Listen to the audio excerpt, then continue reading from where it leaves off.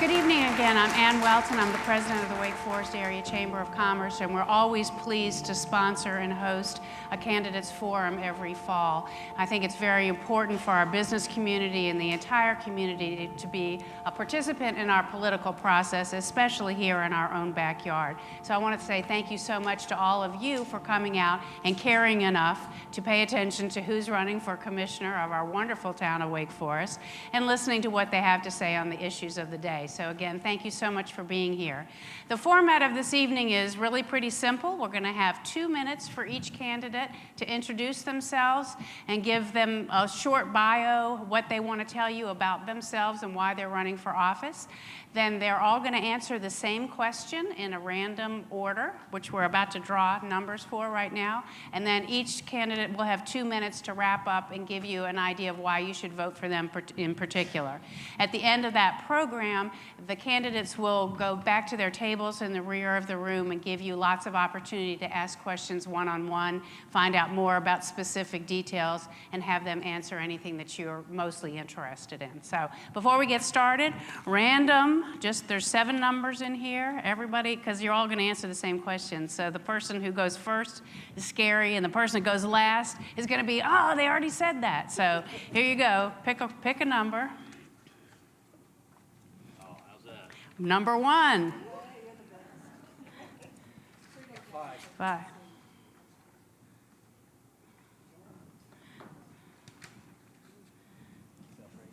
7. Okay. You're not 1 and you're not 7. 2.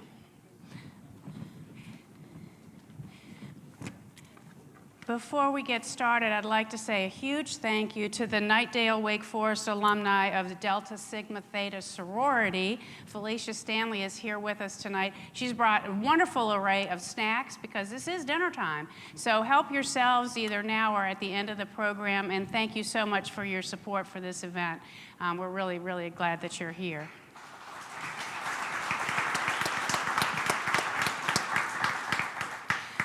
So we are going to start at the far end, and Corey Hutcherson, who's also with the chamber, is going to be our timer. He's going to wave a piece of paper right before you get to the end of your 2-minute introduction. So Greg, if you'd like to go first. Oh, no, that's not for this. I'm sorry, you probably need a microphone. For the introductions, we're just going to go down the line. For your other questions, your 2 minutes. This thing on? Now it's on. Hey guys, you know, I was born here in Wake Forest, raised here in Wake Forest, and Randy Bright's gonna bury me somewhere here in Wake Forest, in a mulch pile probably, I don't know. But, you know, coming over here, my wife says, you can't say nothing in 2 minutes. That's probably true. And I went and bought these pants the other night, and they're 36s, but unfortunately my butt's a 40, so I'm not feeling so good about that. But look, you know, to be serious with you, we're here because we're concerned about the town of Wake Forest. You know, and we all know that Wake Forest is in good hands. You know, you can't really complain too much about Wake Forest except for the success that we have, you know, and that's caused the problems. And it's going to take all of us, not 1, 2, 3 of us, but all of us together to put the pressure on our legislators, our council members with the county, all those people, they have to feel our pain, okay? And if we keep the pressure on them, eventually we're gonna get what we want, which is a better road system. You know, bad roads in town affect everything, your quality of life, our economic development, the schools, everything that we do revolves around traffic. How do we avoid it? Do we beat it? Do we get stuck in it? So as far as that is concerned, that is my major issue with Wake Forest. You know, and as members of the commission, I got 15 seconds. So as a member of the commission, we're going to do what we can to push that rock up the hill, okay? Because it is a rock, and it's going to take a long time for us to get what we want. But we have to start now, not wait 10 to 15 years. Thank you, and you'll have another opportunity to talk about issues again in just a moment. Thank you so much. Jim, introduce yourself, please. Good evening, everyone. My name is Jim Dyer.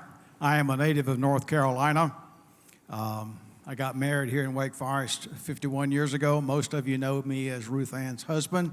I've tried to carry that mantle with some grace. I grew up in what we call public housing, the government projects. I found out when I was 17 years old that my father had actually died when I was 11, never met the man. I had the privilege of being placed in care of what was the Baptist orphanage when I was 8 years old. I lived there till I was 16. I left there with everything I owned in a little bag and about $5 in my pocket. Worked my way through 3 years of college. I was blessed at the University of North Carolina to meet my now wife, Ruth Ann. And I dropped out of school after 3 years, working 2 jobs. But I knew it was going to come back. And after going to enlisted in the Army, I knew at least they'd feed me. I was a medical corpsman, had a chance to go to the Officer Candidate School, was commissioned, got married about that time, and went to flight school, came back from Vietnam as a captain, helicopter pilot, had every intention to get out of the Army. I stayed in 22 years. I have been in some type of leadership and management position all my life. We have lived in 7 states, but when we retired, there was no question where we were going to come back to, Wake Forest. Our grandchildren are the 6th generation to live on the family farm where my wife grew up. We love this town. We're concerned about the future. It was a community of about 2,500 when we got married 51 years ago. And I got a waving here at 15 seconds. I'm excited about running for town commissioner. This election is not about me. It's about you. It's not about me. It's about you. Thank you. Heather. Good evening, everybody. My name is Heather Lofton Holding, and as some of you have probably heard, and my dad just walked in the room, so he's going to be thrilled to hear this. He moved me here to Wake Forest as a 16-year-old, and I was angry about it. I hated this town. As only a 16-year-old can hate something. As you know, that is really true hatred. So I graduated from high school here, from Wake Forest Roseville High School. Went away to college to Wake Forest. I'm sporting my black and gold today in their honor. And came back and decided that I wanted to get involved in the community to be able to meet people my age. Well, I did, and I fell in love with community service. And I have worked for the last 25 years in community service here in Wake Forest. And I have served on numerous boards, nonprofit boards, including the Chamber Board.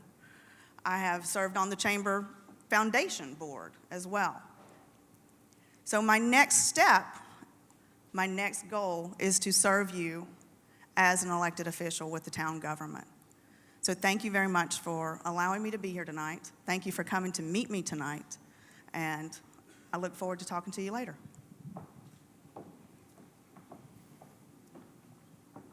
Thank you, everybody, for coming out here tonight. My name's Adam Wright, and I grew up, like many of the others have said, right here in North Carolina. I grew up in Roanoke Rapids, North Carolina, which if you've ever gone up I-95 and gotten close to the border, you probably smelled my town because we have a nice paper mill there. That's what most people know us by. I ended up, when I turned 18, went off to college. I went out to UNCW. I do have my degree in political science with a specialization in public policy as well as communications. Some of you may know me also as I was fortunate enough in 2012, Shark Tank was doing a spinoff of their show on Lifetime TV. It was called Supermarket Superstar. I decided to take a chance and entered in a family recipe, and I was fortunate enough to be on there. And that launched my career as a small business owner of a barbecue sauce that I appropriately named the Right Sauce. And so many of you have probably seen me in your grocery stores in the past couple years trying to get you to try a sample of my wonderful barbecue sauce I had at the time. I am running because just the way that the direction that the town's been going has kind of concerned me. And I've always kind of had the attitude that, if, why leave it up to somebody else to do what I think that, needs to be done. So I put my name on the line, and I'm here to ask for your vote. And it thrills my heart to see everybody here tonight and be interested in, because this, as Jim has pointed out, this isn't about us. This isn't about anybody that, the developers or anything like this. This is all about you and what direction you want to see this in this town. Thank you. Thank you.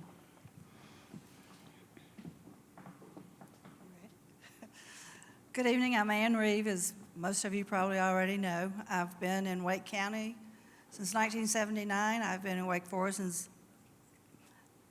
1987, so it's 32 years. So Wake Forest kind of got in my blood when I moved here. 2 years after I moved here, my first husband passed away, and I was working in Raleigh, and people would say, well, aren't you going to move back to Raleigh? And I'm like, no, I'm going home. And every day coming down that highway, I was going home, and that's the way I've always felt about Wake Forest. I got involved in the town government in the 90s because I was curious. I was interested in what was going on with the town. My background is I was an association executive. I ran a number of state, regional, and national associations as their executive director. I did that for 25 years. I even had a stint at the chamber for a little while when I retired from that position. So that's it. The history of Wake Forest and how things go here has always been very important to me. And I feel like in the 12 years that I have been a commissioner, that we have accomplished a lot. We have this beautiful building here. If you've never been in here before, this was quite a coup to get this building. We had estimated it would be $12 to $15 million to have a facility like this in our town, and we got this for 1.2. So that's quite a savings to all the citizens with your tax dollars. We do diligent to keep your tax dollars, pinch them as hard as we can. Anyway, I'm Ann Reeve. I'm the only Ann on the ballot. And I hope that you all will vote on November the 5th and exercise your constitutional right. Thank you, everyone, for being here and for the chamber doing this for us.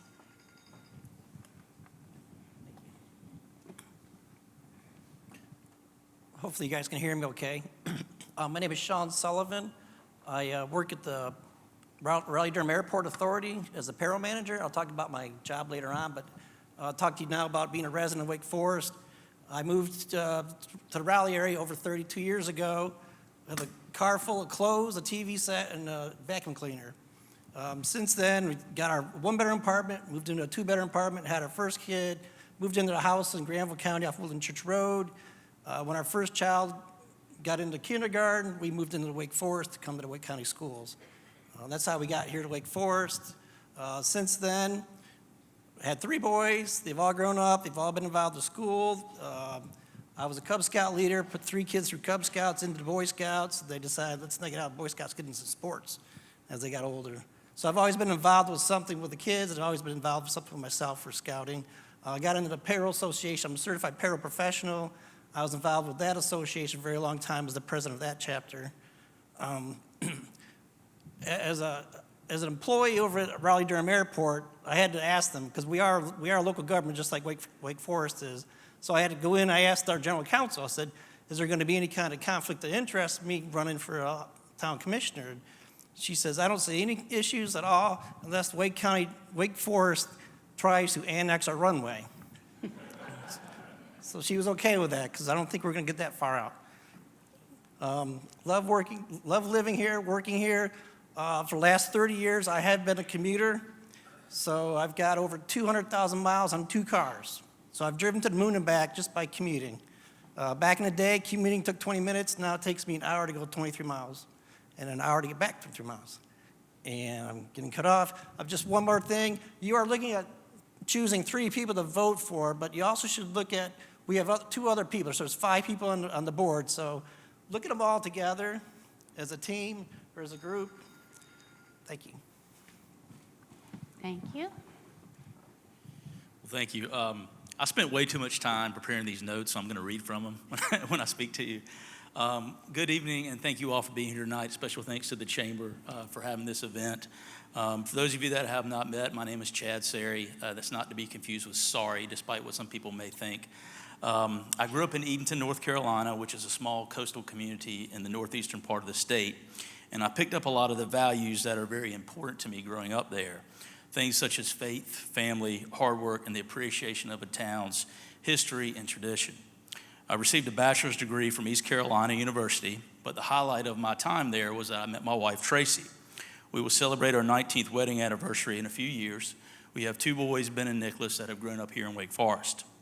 Most of my professional career has revolved around planning and local government, which is how I got acquainted with Wake Forest. My first visit to this town was for an interview in the town's planning department. That was back in the late 1990s when this was a small bedroom community. It's hard to believe that this very building was part of a Maxway and Winn-Dixie shopping center.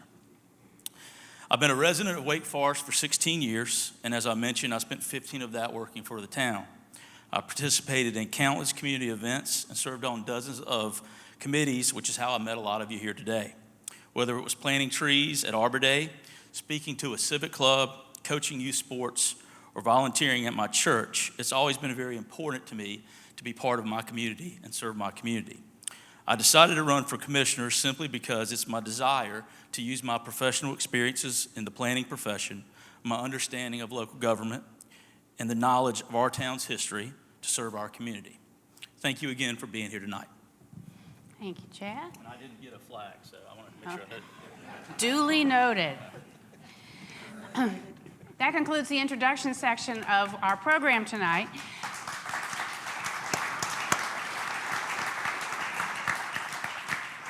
I've presented this question to each of the candidates via email several weeks ago, so they've had plenty of time to think about it. We drew numbers so that there's a random order of who's going to go first. Chad got number 1, so he gets to come right back. The question that they're answering for you is, what 2 or 3 issues do you think are most important facing the town of Wake Forest today? And if you're elected to the town commission, what will you actually do to address these issues? So a couple of issues, and what are you actually going to do about them? So each candidate has 5 minutes. This is a longer opportunity, so Corey, again, will be the timekeeper. And I'm going to scoot to the side, so if you're more comfortable standing in front of the podium, that seems more fair than having me just stand here. So, perfect. Chad, there you go. Sure. Let me get my stuff out of your way. Okay, well, first and foremost, one person can't accomplish anything on the town board without the ability to work with the mayor and other town council members. We should all have the same common goal, and that's to try to make Wake Forest the best place it can be today and properly plan so that it's the best community in the future for our children and grandchildren. Local government's main function should be to provide protection services for its citizens, be financially responsible with tax dollars, and provide services to aid in the quality of life for our residents. The first 2 that I mentioned, protection and financial accountability, are easy to explain. But the third, about aiding in the quality of life for our citizens, can mean a lot of different things. That being said, some of my top priorities are related just to that, the quality of life for our citizens. The first is job growth and economic independence, where Wake Forest can truly be a town where more and more of our citizens can live, work, and play. We must continue to strive to have a balanced economy and search for ways to create a diversified employment base. Too many of our citizens have to drive to Raleigh, Durham, or the Research Triangle Park to their job every day. Our residents have a lot of consumer choices over where to eat, where to shop, and for entertainment. However, we still need to focus our efforts on job creation and having a healthy and balanced economy. In order to do that, we need to have the right workforce and education, adequate infrastructure, and performance-based incentives. These are factors needed not only to attract new businesses, but to even more importantly, retain and grow our existing ones. I want to be part of the town's effort to foster these characteristics, search for partnerships, and promote our town as a destination for investment, growth, and expansion. Number 2, the town should continually evaluate their planning and land use documents. These plans should be monitored regularly to ensure Wake Forest is using best practices in land planning, zoning, and development. Having long-range plans that are up to date and representative of our citizens' needs and desires for the future are vitally important. Doing this will help ensure quality and well-planned development and redevelopment where transportation issues are addressed, usable open space and recreational opportunities are created, and our natural and cultural resources are preserved. One of the things that is very important and just on the horizon is the updating of our town's community plan and Northeast neighborhood plan. These plans will guide decisions, identify needed public services, identify needed physical improvements, and be reflective of our town's goals for the next 10 to 20 years. When this process begins, I encourage all residents to participate. Number 3, enhancing the town's outreach efforts so that our citizens have a better understanding of their town's government and to also see where there might be opportunities to improve. What makes local government so unique and really sets it apart from the state and federal level is that it can have an immediate and realistic impact on our citizens on a daily basis. I think that the town can do a few things that can have that immediate impact in its outreach efforts. Governments sometimes feel like their citizens should have to come to them to find out information. I think the town should provide educational outreach programs to civic clubs, community organizations, homeowners associations, and schools on a regular basis. These outreach efforts would not only be educational, but also serve as an opportunity to receive valuable feedback from our citizens and important stakeholders in our community. Secondly, the town should continually search for partnerships with our nonprofit organizations and other community groups to gain an understanding of the needs of some of our older neighborhoods, some of those that may not have a homeowners association, to see where the town can help. During this campaign, I've heard some residents say they wanted to understand more about growth and development.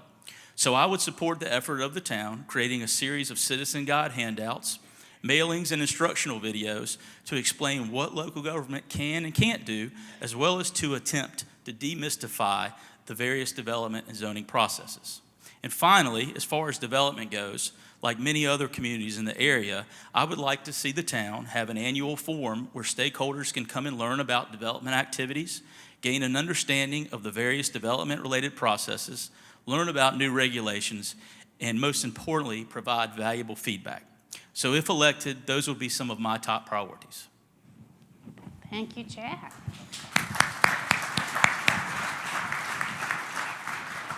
And who drew lucky number 2?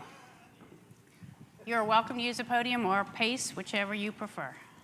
Well, I was going Thank to pace, you. but they told me they Okay. couldn't follow me on TV, so I don't know. You know, Thank you, Leo. you're going to hear a lot of us standing up here, and we're going to say the same thing because we all know what the problems are.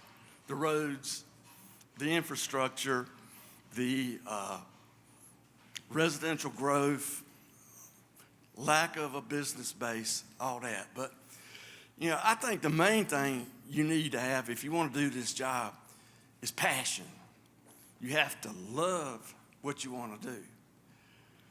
And sometimes people get in situations where they don't love their job. But, you know, I've lived here my whole life. I love this town. And I want the best for this town. I look out there and I see some of you guys, and I know you. A lot of you I don't know. I want to get to know you. But, you know, I will tell you that you're lucky to live here because it is a great town. You know, we can do some things better. You know, I'm a big thing about tourism. 2018, 17 million people visited Wake County. They spent $2.7 billion. I don't know how many zeros that is, but it's a lot. Okay? And I don't think a lot of that was spent here in Wake Forest. So we need to get that money, some of that money. If we get 10%, that's $270 million. That's 5 times what our town budget is. You know, I know it doesn't relate exactly like that, but it's tax money. It's money that's here that will be reinvested and spent. You know, I've talked about sometimes Carol Pelosi, she's been really good with giving us questions with the Wake Forest Gazette. And she's asked some tough questions. All the time that I answered the questions, I wanted to answer them honestly from my heart and not answer what you think that I should say. So sometimes you answer a question, you say things, and people might not like what you say. Doesn't mean you're a bad person. It just means that you're answering that question that day, and that might not be anything about what's in your heart, okay? But you got to have that passion for the people and for the town. Why am I running? I'll tell you, about a year ago, I was in Duke Hospital, and I was about 95% dead. Dead, okay? And they said, you got stage 4 pancreatic cancer. You need to go home and put yourself in order. And I never really thought that I was going to die, So as it turns out, I really didn't have pancreatic cancer. I had lymphoma. So 6 weeks, I'm over at Duke University laying on my back. And one night, this nurse comes in. She looks at the computer screen, comes over to me. She says, do you mind if I pray for you? Oh, okay. She must have seen something bad on that computer system, okay? So she grabbed my hands, and she prayed for me. And I felt like Star Trek, beam me up, Scotty. I felt like something came down on me. And she let go of my hand. She goes, I think that'll do it. And I never told anybody about that. I don't know whether it was real.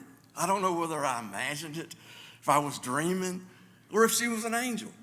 I don't know. But let me tell you, from that day forward, I started getting better. And within 4 treatments of chemo, I didn't have cancer anymore. I can't explain it. Sometimes you're kind of like destined to be somebody or to do something. And I feel like that destiny is what I want to fulfill. I wear this for cancer, and I wear this for my nephew, Ian Lewis. Ian and Paige Maricol drowned at the coast this spring. And the night that the town gave a vigil over at the park, there were so many people there, and they showed such love that I kind of determined that night that I was going to do this. And I really appreciate you guys showing us the love that you did. Thank you. Thank you. Who got number 3? Ann. Would you prefer to hold it or use this mic? This mic is on now. Whichever one. I don't like to use either one. Well, you have to, because everybody came here to hear you, so they need to make sure that they can hear Yeah, you. now they can't see me behind this thing. Oh, gosh, what an awesome time to be in Wake Forest. We are such lucky people to actually have growth. I know that's not something that everybody does not go, we hate growth. But do you realize there are communities not far from us? In fact, 2 communities already have unincorporated because they could simply not provide basic services. They couldn't provide police department, fire department. They couldn't provide anything because everybody had left. No growth. People grew up and left. They didn't come back. Stores closed. So it's not been a pretty picture for a lot of people. And so when we complain about the growth here, you got to realize how important that is for us in the big picture. Our town works diligently. Our staff is awesome. And our financial director, Eileen Staples, is the reason that we have a AAA rating. And that may not mean much to you, but to a municipality, small towns in the United States, I think there's only 70 or 75, something like that, that even have a rating like that or come close to it. That means that our debt ratio to what we bring in is very small. That means that the local government commission thinks we're doing real well. They allow us to have up to 8% of our fund balance in debt. We have like 0.3 or 4 or 0.03 or something very, very, very small. This tells you that you are in good hands, that the seated board and the mayor, we all work very hard to make sure that Wake Forest continues to be the best place to live. We have that kind of small town feel, that place you come to that you feel like you're at home, but we also have those big town amenities. And when we talk about the growth and what it causes and all this stuff, you don't realize that there's 2 large planned communities within our perimeters, basically. We have Wakefield and we have Heritage. Those are planned communities. So anything that's built there is planned to be there. It's not by happen chance. It's planned to be there. That's what a planned community is. And the bigger the community, the more needs there are for the citizens of those communities. You need more shopping, you need more doctors, you need any kind of professional help. Anything like that, you're going to need more of those services. So when you have anchored on both sides of you, 2 large developments, you're going to have that. That growth has been the catalyst for a lot of our big box situations. That would have never happened if those things had not happened. Wake Forest has, I think, 50 miles of greenways. We're a premier community in Wake County and surrounding counties. Our future plans and our philosophy is that we want this to be a live, work, play community. We are very high on economic development, and we have some things coming down really soon. Some of them have already been announced, but there's going to be some new ones coming along real soon that's going to create that environment of live, work, and place, which enhances each citizen's quality of life. Traffic is an issue. As far as I know, there's no cure for it. You could go anywhere in the world and you got traffic. And right now we're at a standstill. DOT has had to take a step back and reassess some of the projects they were going to make, so you won't see some of the things that we thought were going to happen in the nearer future happen as near as we thought it would happen. But it will happen, and we will continue to grow, and we will continue to thrive, and we will continue to have the most beautiful place on earth to live. Thank you.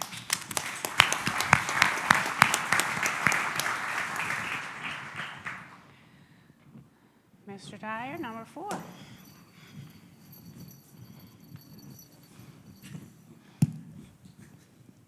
Good evening, everyone. I'm Jim Dyer, and let me start by, some of you are wondering why my face looks like this. I'm a professional real-bearded Santa. I have been an ambassador for our community literally around the world. I've had a chance to be Santa at Radio City in New York, Paris. I visited the troops in Germany. I visited the troops at Walter Reed. I visited the troops at the 75th anniversary of the attack on Pearl Harbor. And this is my part-time job. So if you're looking at me like that guy really looks funny, he looks like Santa. Well, I am Santa part-time. And I feel like every place I go, as I travel as Santa, I have been one of your ambassadors. I was the Santa in the parade here for 20 years. I emceed the fireworks for 20 years. I've done a lot of things as far as being involved in the community, and this is the face. It goes that those that know me know this is the face that I wear most of the time year-round. Some weeks ago, I was at a meeting at the Veterans of Foreign Wars, and the conversation came up that Greg Harrington and Brian Pate were not running again for town commissioner. And I thought, I can understand why. That's a difficult job, and most people are critical of them all the time. And somebody said, why don't you do that? And I gave them what I would call the Sunday school answer. That's when you want to say, no, but I said, I'll pray about it. Well, I did pray about it. We've got an excellent slate of candidates here tonight before you. But I'm here to tell you, they're no smarter than you are, they're not better educated than you are, and they don't have all the answers, like you don't have all the answers.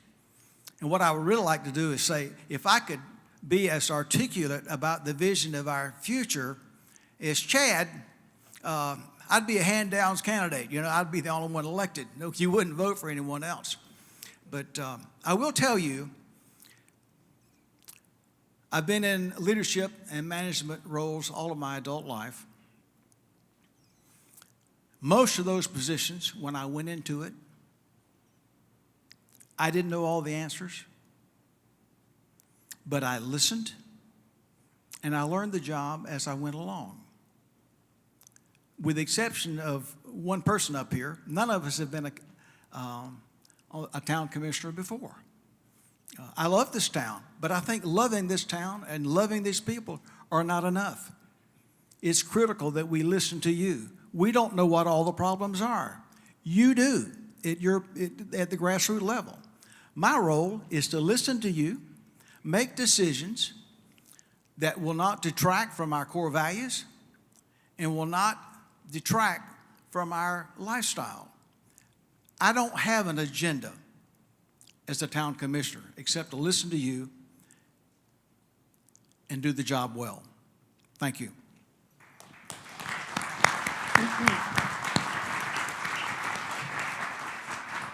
Number 5, Sean. So they give us 5 minutes to talk about issues that, two or three issues that we think should be looking at. When I first decided to run for office, a lot of my friends said, "What, are you crazy?" I said, "Okay." And then the conversation got towards, I need to know, what are your issues? Because it's, as Jim says, he's not here to represent himself, he's here to represent you guys.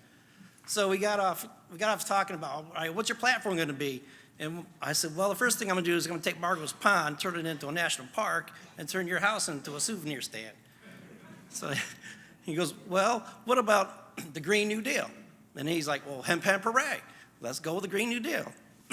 And then, excuse me, a couple other options were, well, why don't we take the name of the town of Wake Forest and call it the town of Woke Forest? And that would make mayor the mayor of Woke. So we've got all over that fun, a lot of fun. And then when I started campaigning, I started getting emails from people and calls from people that are town members, and they have their own concerns. People are talking about traffic and all that. I got to speak with teachers. During the campaign, we're invited to go talk to teachers. I got to learn what their issues were. With the schools, of course, the money's not getting to the classrooms. It's all at the top, and that's a whole other issue. I got to speak with a couple of gentlemen from the Sierra Club who are from Wake Forest, and they talked to me about their concerns. And I got to talk to a bunch of people on Facebook and things like that about traffic. So some of the issues that we talked about, I said, all right, well, I'll write all those notes down. So for one of my issues to cover would be traffic. Personally, I've been commuting for decades. I talked to you earlier about that. My travel to the RDE right now. I used to drive out 98 to RTP, drive down Capitol Boulevard. I've tried Ligon Mill. I've tried Old Falls of Neuse, I've tried New Falls of Neuse, and each road's about the same now. They're all getting crowded. For those who are not commuters, a lot of retirees in this town, on my day off when I come into town at around 3 o'clock, sure enough, the schools are laying out. So we've got problems starting around 2 o'clock in the afternoon up until 6:30, 7 o'clock after the schools and the commuting is done. South Main Street, I drive it every day. It's getting tough out there. One of the concerns I've got is the town wants people to come downtown, but the traffic just to get downtown, they might say, this is just not worth it. Personally, I don't want to drive. Since I drive 5 days a week, on the weekends, I don't go anywhere. So we do need to prioritize the widening, the paving of our roads. My neighbor, I live in a Remington Woods subdivision. It's mainly 2 streets. It makes like a horseshoe. Well, the town paved my road. It's beautiful. Well, my neighbor down the road on the other street, they didn't pave his road. So he's been pestering me ever since it's been happening. He goes, why can't they do my road too? It's one big subdivision. So I don't have the answers for him, but I'm sure eventually they will get around to that. The town, the county, state, hopefully can not only plan appropriately for new construction, but with bridge replacement and winding roads at the same time would be great. With the road widening comes easement concerns, environmental issues, and public safety. All these go hand in hand. So hopefully we can get some planning going on. I know a lot of the roads are not on our schedule, it's on the DOT schedule. So hopefully maybe some slow growth until the roads are ready. So that was the one issue. The other words I've heard about is the growth. Went to one function down at the Angus Barn, and it was developers and consultants were there, and it was a great time to talk to a few guys. Basically, what they said to me was, based on the new lifestyles that younger people moving here, Wake Forest is running out of land and space, and we need to consider building up. So it may involve, changing the ordinance and things like that. Land and space in our town has become scarce. We should have a multi-purpose zoning, but at the same time, remaining careful not to place R15 housing next to R5 zones. I just recently talked to a friend of mine. He's up off North Main Street towards Youngsville. A new development's coming in there behind the Old Mill Stream off North Main Street, and he's already seen what's going to happen. He's just worried right across the streets where the development's going to be. He's got an acre lot, so he's not sure what's going to be across the street from it. So he's got some concerns about that. I think it would help to have the board commissioners to have some discretion to make adjustments to the planning board recommendations. The Unified Development Ordinance is, have I been 5 minutes already? Oh, okay. But there are always exceptions to the rules. Thank you. Thank you.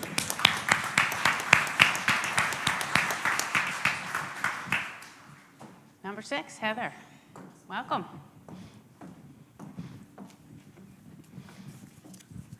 Good evening once again. I am not going to tell you anything different as far as issues in the town of Wake Forest. Everybody knows the traffic, growth, infrastructure. Those are the things we all talk about. And yes, those are issues, and I am not belittling them in any form, but what you have to do is take each project, each individual issue, and look at it as carefully as you can, get as much input as you can, and make the best decision that you know how. And that is what every board has done in the past, and that's what every board will do in the future. And that's what I would like to do, is you have to look at those, and you have to study it, and you make a decision based on the information that you have at the time. The roads, as many of you have talked about, is we are a bit hamstrung by the DOT. Everybody knows this. There's funding issues from the general legislature. We will do, the town board, the mayor especially, has done a lot of work lobbying the legislature and the DOT to get the roads fixed. But there's only so much you can do and how quickly you can do it because they have priorities all over the state. So, what are the bigger issues in the town of Wake Forest? What are other things? And while those are issues for a lot of people, Carol Pelosi brought out in the Wake Forest Gazette a question about homelessness in the town of Wake Forest, and affordable and not just lower cost housing, like we all talk about, because the average house price is $350,000 in Wake Forest, but actually affordable housing that is affordable for other people in the town of Wake Forest. Where do our policemen and firefighters get to live? Where do small business employees live? They have to drive. I've helped own a small business, and our employees had to drive from Nash County to be able to come in. How do people live here in Wake Forest to be able to enjoy the amenities and to be able to fuss about the traffic? Those are things that we need to think about. That's not something necessarily that the town government needs to be involved in, but that's something that we need to be concerned about and be aware of, and maybe work with agencies to bring those into town. Same thing with the homeless population. How can we, and yes, there is a homeless population in the town of Wake Forest. How can we work with agencies that are more familiar with dealing with homeless people to help them, to bring them up, to bring them into the town of Wake Forest and to improve their quality of life? So based on my background, I'm community service oriented, and I want to continue to be. I have worked with the Chamber Youth Leadership Program for a lot of years. I continue to work with teens through the Y and with the Chamber programs. I want to find a way to engage teens so that they want to come back to the town of Wake Forest to live, work, and play. How can we bring them back? How can we engage them now so they're not staring at their phones like everybody sees? How can we give them a safe place to be and a place that they are engaged with other teens and maybe getting some homework help, maybe getting some other things that they need? There's also, we are blessed by the fact that we have more 501c3 organizations than a lot of other communities in the area. And we sort of trip over each other trying to fix these community service problems. How can we work together? And there's an organization called the Community Council that some of you probably have never heard of. That was started, I don't even know how long ago, but it's been around for a long time. That is an organization of organizations that if we can reignite that so we can communicate better through that organization about, oh, I'm having this event for the homeless population. Well, we are doing that over here too. Maybe we can partner. How can we create partnerships and get more people after these problems that we see in the community? So anyway, thank you all for being here tonight. Those are what I see as, yes, we have bigger issues, we have infrastructure, but some people are just wanting to live in the town of Wake Forest, and we need to improve their quality of life. So thank you, and I would like to talk to you one-on-one. Thanks.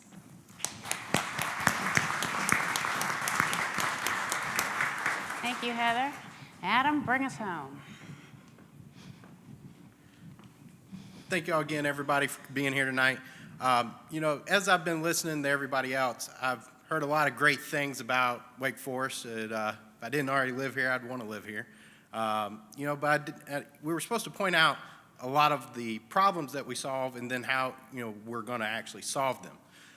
So I actually have 3 different issues that I'd like to point out. One, and this is part of my platform, is that I want to see that we actually have smart growth in our community.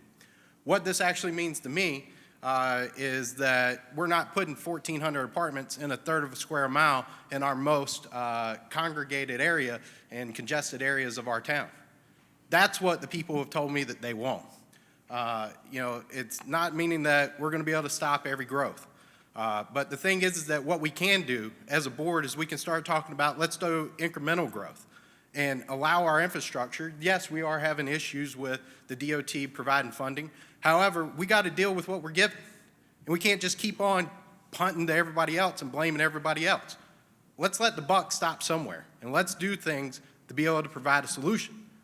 And for me, the incremental growth means that, let's say that there's a new community coming here that many of y'all probably heard about that's going to be over 900 or 1,000 different homes and townhomes. Well, let's start talking about saying, hey, if you want to build that, our infrastructure can't handle that. And yes, that property is zoned for that. However, let's start talking about, can we do it on an incremental basis? Can we do it in phases? And let's start working with developers to be able to, if they want to build here, we're not going to stop them if they're, places that are zoned for that. But we need to work with them on the level and speed of growth. The second thing that I want to talk about that I see a need of is that we need some small business growth here in Wake Forest. So Wake Forest, for a town of 45,000 people, has 1,200 businesses here. Our average commute time is over 40 minutes according to the 2017 census. That tells me that everybody here, while our traffic is bad, it isn't that bad, right? Like, everybody's commuting out to Raleigh, they're commuting to Durham, and places nearby because we don't have the businesses here to be able to support their needs. So what I want to do is I want to see the town to back a small business incubator that essentially will give people that apply to the program and get approved. They're able to get a spot to be able to come in. They're going to be able to work with C-level executives in the community, and they're going to have a spot to be able to go and have guidance on how to grow your business. I mentioned that I had a small business earlier, and one of the biggest programs that was able to help me was the SCORE program through the Small Business Association. And I'd like to see bringing them into the mix as well. They're able to provide a free service to us that we need to make and utilize. We can also, at that hub, we can actually hold asset fairs in the community that we're able to, on a monthly basis, have business leaders in the area congregate together and let's start doing some networking. Let's communicate and say, oh, Mr. Print Shop Maker, you need a guy to supply your ink. Well, here, we got a guy that's starting a business doing that.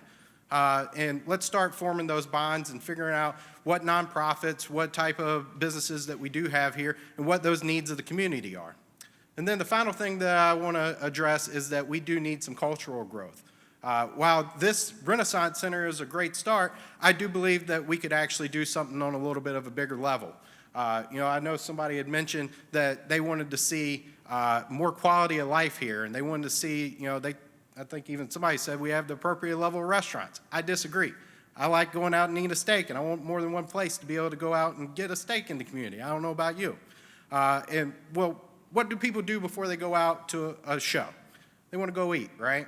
So if we're able to get where we can build and the city can get behind the initiative to build a performance art theater, we can have something that here will be in the area that will not only give cultural growth, but we can also see it provide some of those restaurants and other types of industries that are going to filter in with that type of use and grow our community.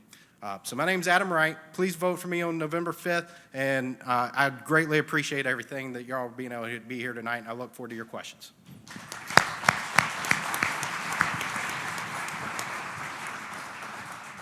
Nice job, everybody. That was terrific. Now we are going to wrap it up with giving each candidate 2 minutes to do a closing statement and convince you why you should vote for them. Before we do that, I want to thank the staff of the Renaissance Center, everyone from the AV staff to all the organization and the entire program. They're just so great to work with. If you haven't had an event here, you need to, because this is a great place to have an event. So Debbie, your whole staff, thank you very much. Appreciate it. After the closing statements, each one of the candidates is going to go to their respective tables in the back of the room, and they really do want to spend some time one-on-one with you. So I hope you do have some questions and some issues you'd like to discuss with them because they're here for you. But we're going to go the opposite direction, so Chad, you get to go first again. My lucky night,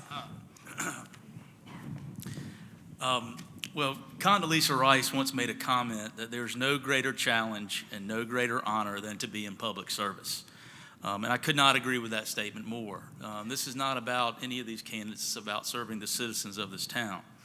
I decided to run for commissioner simply because Wake Forest is my home, and I'm committed to this community. I have no political agenda, no axe to grind, and if elected, this will probably be the only political office that I will hold. My company uses the word THREAD as an acronym that serves as our motto.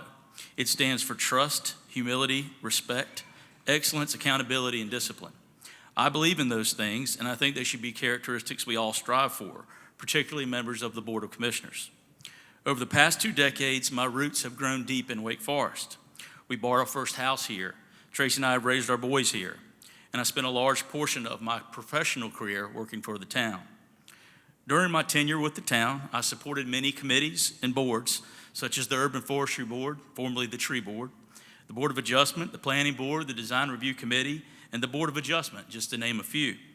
Upon leaving the town as an employee, I was fortunate enough to be appointed to the Planning Board, and in my current role as a consultant, one of my responsibilities is to facilitate strategic planning retreats for elected officials across the state of North Carolina.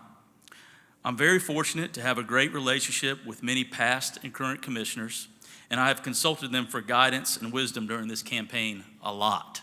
I'm not sure that anyone is 100% qualified to be a town commissioner, but I do know local government, and I do know the culture and the history of Wake Forest, and I feel that makes me uniquely qualified for this job.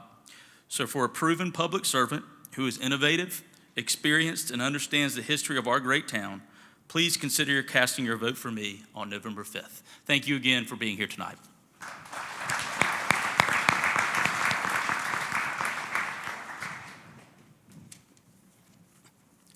I'm not a public speaker, I'm more of a numbers guy. I got into politics when I was probably 12 years old in 1972. Went to the Richard Nixon campaign office in my small town and said, hey, can I have some buttons? And the guy says, sure, stuff some envelopes first. So that's how I first got into politics. I brought some buttons in the back you can look at. They go way back. In high school, took a political science class and economics class. And those are two classes that the education system should reconsider and teach, definitely in high school. As a numbers guy in payroll, I've been a payroll professional for over 30 years. I have been responsible for over $1 billion. The companies, I have to take their money and I have to give to the employees. But before I give the employees, I got to take out taxes, state, federal, unemployment, health care, 401k, retirement plan, pension plans. I'm accountable for all that money, right down to the penny. Sarbanes-Oxley laws came out because of the bank's failures. I started being audited. I got internal auditors, external auditors. 5,500s are audits for 401k plans. So I've been spending a lot of money, and I've been accountable for all of it, and I've never been fired. So being a payroll professional, I deal with employees every day. The estimate is that 75% of American workers are working paycheck to paycheck. So any kind of increase, especially taxes, can really make a hinder on people. They're that close to being homeless, as Heather says. There are homeless people, and a lot of people are right there at that point. So these struggles that people have are important to take into consideration when making any decisions about tax increases. I mean, property tax values are going to go up next year because they're going to reassess. So the taxes are going to go up, rent's going to go up. So it's important that the town does its best to keep taxes at a minimum increases. I'm running out of time, but stop by. I've got some maps out here of the town from 2000, 2008, 2018. So you can see the growth of the company on the maps, or the town on the maps. Thank you.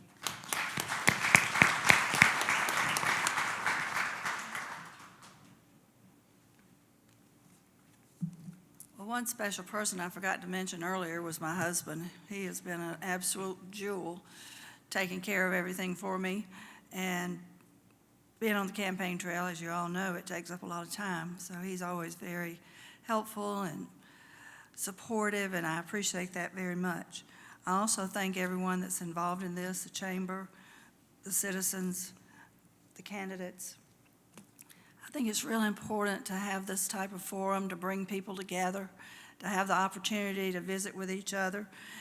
And if I'm reelected on November the 5th, I will continue to do the things that the town is committed to doing. We are proactive with the food insecurity. We're working very diligently. We have a staff member who is chair of the committee to do that. We do have an entrepreneurial spirit here, even for children.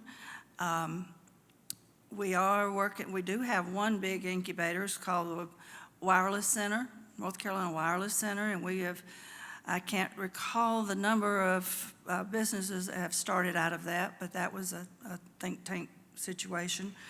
We will continue to do that. We will encourage entrepreneurs always to bring their new ideas and their new products to our town. We are looking at partnerships with other businesses in the community. You'll like to hear this one. We're partnering with a group that is going to plant 50,000 trees by 2050. And that's in Wake County, Durham, and Orange. So please stop by my table, pick up a sign up to work a poll, and always remember, my first name is Ann, and I'll be the only Ann on the ballot, November the 5th. Thank you.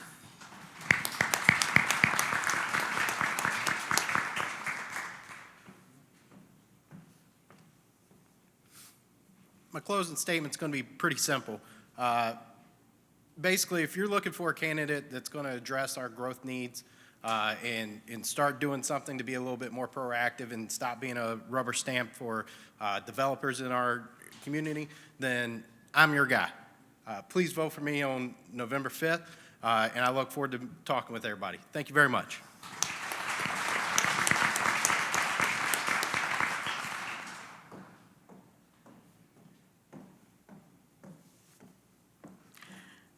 Hi, again, my name is Heather Lofton Holding. My signs say Heather for Wake Forest, and that's what I am. I am for Wake Forest. I fell in love with the community after I stopped hating it as a teenager.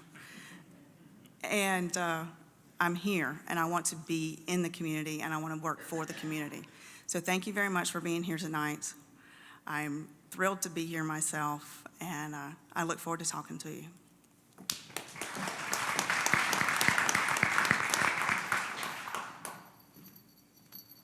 Again, my name is Jim Dyer. Running for public office is not a popularity contest. We are very fortunate here in Wake Forest. We've received accolades for the best place to retire, the safest community. Our finance and budgeting have received national recognition. Our cultural arts have received national recognition. We have an excellent town staff that love this community, work hard, and represent it well. We've got volunteers on committees that advise the town board and give excellent recommendations. My role as your town commissioner is to listen. I served this country for 22 years. My logo was leadership through service. I've served in many organizations here in this community. My role, after I retired from the service, I was ordained, and I've been a workplace chaplain for the last 15 years.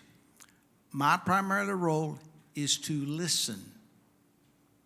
And if elected as your town commissioner, that's what I pledge to do. Thank you so much.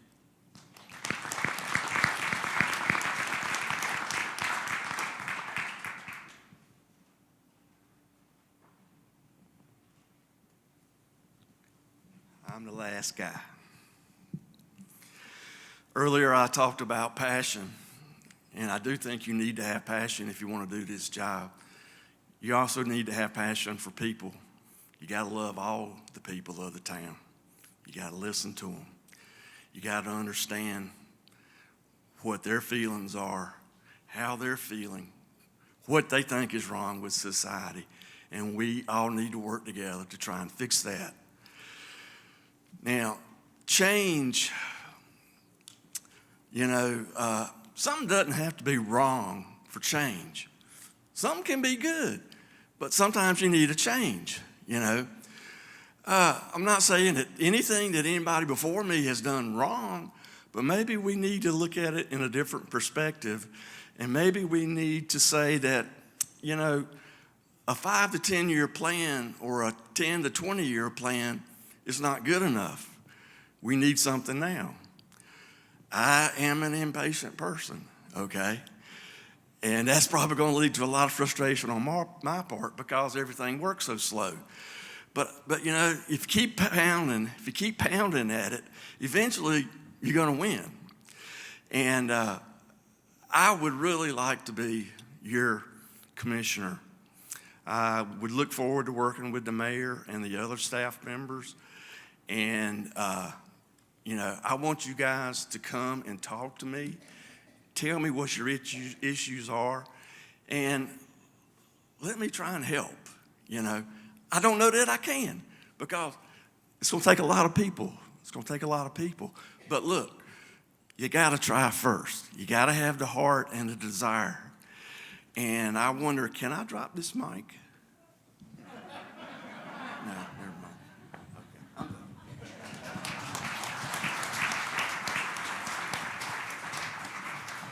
Thank you all for being here tonight. On behalf of the Wake Forest Area Chamber of Commerce, I'm thrilled to see so many of you here. Thank you again to all of our candidates. You did a great job. We have wonderful refreshments that don't want to go home, so please help yourself as you're mingling with the candidates and take some time to get to know them. And please show up and vote. Thank you so much again for being here. Thank you all.